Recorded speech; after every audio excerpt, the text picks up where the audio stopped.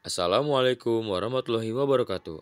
Halo semua, perkenalkan nama saya Muhammad Ramadan Al-Bukhari Muslim atau biasa disapa Rama. Di sini saya akan membahas materi bab 3 tentang teknologi di sekitar kita. Oke, yang pertama kita akan membahas ide pokok dan ide pendukung. 1.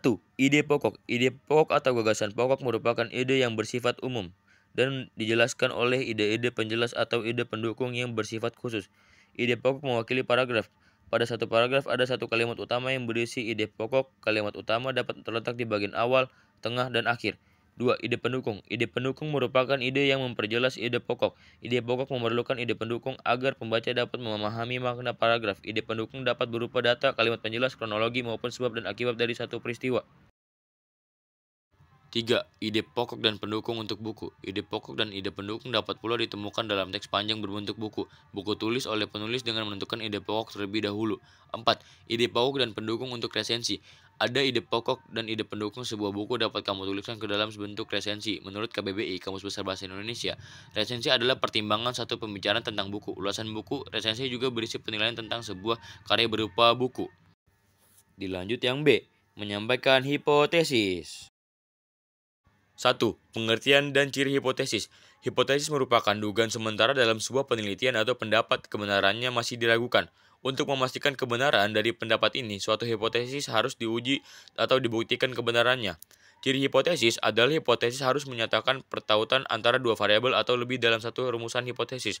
Dinyatakan secara deklaratif atau kalimat pernyataan. Hendaknya dirumuskan dengan jelas.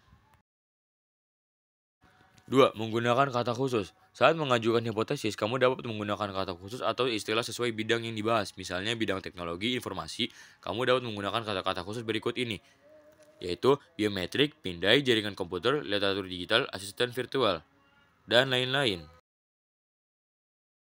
C. Berdiskusi. 1. Jenis dan syarat berdiskusi. Ada beberapa jenis diskusi antara lain diskusi kelompok, kongres, rapat, simposium, lokakarya, seminar, dan diskusi panel. Adapun syarat kegiatannya, diskusi diantaranya adalah permasalahan yang perlu dicari pemecahannya. 2. Tahapan berdiskusi. 1. Menentukan peran. 2. Pembicara menyampaikan masalah. 3. Peserta membahas dan mencari solusi dengan bahasa baik dan logis. 4. Moderator memberi kesempatan untuk bertanya. 5. Jika ada kesepakatan, ditetapkan sebagai kesimpulan. 6. Moderator membaca kesimpulan.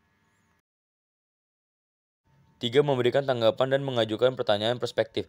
Peserta diskusi dituntut mampu menyampaikan pendapat, memberikan tanggapan, sanggahan, dan pertanyaan secara tepat. Mereka menyampaikan tanggapan secara objektif, tidak a priori, tidak emosi, berargumen yang logis, dan menggunakan ragam bahasa resmi. Perhatikan contoh beberapa pernyataan yang opini berikut. Nah, di sini ada ciri teks diskusi dan konjungsi intrakalimat dan antar kalimat. C. Mengelaborasi perasaan untuk memahami permasalahan. Mengelaborasi perasaan untuk memahami permasalahan. Langkah mengelaborasi perasaan untuk memahami masalah. 1. Kumpulkan informasi sebanyak mungkin. 2. Pilih informasi yang valid dan akurat. 3. Olah informasi untuk mencari solusi. 4. Sampaikan hasil elaborasi diskusi dengan orang lain.